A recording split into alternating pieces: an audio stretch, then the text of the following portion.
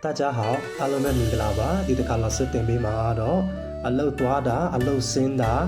နောက်ပြီးတော့အလုတ်ထဲမှာခွင့်ယူတာဘာဖြစ်လို့ခွင့်ယူတာဒီຢာတွေနဲ့ပတ်သက်ပြီးတင်ပေးမှာဖြစ်ပါတယ်ပထမဦးဆုံးအလုတ်သွားဒီကိုတရုတ်လို去上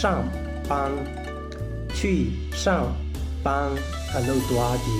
အလုတ်ဆင်းဒီကို下班了下班了အလုတ်ဆင်းဒီအလုပ်လုပ်ချိန်ကို上班时间上班时间အလုပ်လုပ်ချိန်ဖြစ်တယ်အလုပ်ဆင်းချိန်ကို下班时间下班时间အလုပ်ဆင်းချိန်ဖြစ်တယ်အဲ့တော့အလုပ်လုပ်ချိန်ရောက်ပြီကိုတရုတ်လို上班时间到了上班时间到了အလုပ်လုပ်ချိန်ရောက်ပြီအလုပ်ချိန်မှာဖုန်းမဆွဲရဘူးကို上班时间不能玩手机上班时间不能玩手机เนาะ上班时间ဆိုတာအလုပ်ချိန်မှာ不能ဆိုတာမရဘူး玩手机ဖုန်းဆွဲတာเนาะအဲ့တော့上班时间不能玩手机အလုပ်ချိန်မှာဖုန်းမဆွဲရဘူးအဲ့တော့အလုပ်ထဲမှာနေမကောင်းလို့ခွင့်ယူချင်တာကိုဘယ်လိုပြောမလဲเนาะ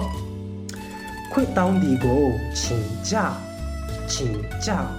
အဲ့တော့请假ခွင့်တောင်းဒီဘာဖြစ်လို့ခွင့်တောင်းတာလဲเนาะနေမကောင်းလို့ဘိုက်နာလို့ခေါင်းကိုက်လို့ဟုတ်လားအဲ့ဒီຢာတွေကိုလည်းတရုတ်လိုပြောတတ်ရမှာဖြစ်ပါတယ်အဲ့တော့နေလို့မကောင်းဘူးဆိုတာကို不舒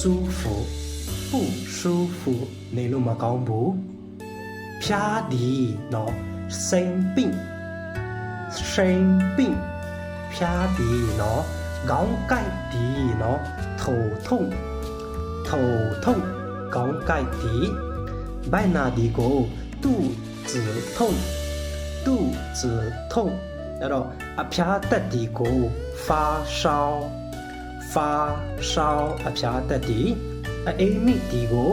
感冒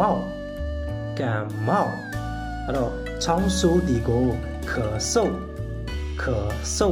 အဲ့တော့အလုပ်ချိန်နဲ့ပတ်သက်ပြီးเนาะအလုပ်တက်ဒီအလုပ်ဆင်းဒီဟုတ်လားအလုပ်ထဲမှာခွင့်ယူတာဘာဖြစ်လို့ခွင့်ယူတာလဲเนาะနေမကောင်းလို့ခွင့်ယူတယ်ဒီຢာတွေကိုတရုတ်လိုပြောတတ်မယ်လို့ယုံကြည်ပါတယ်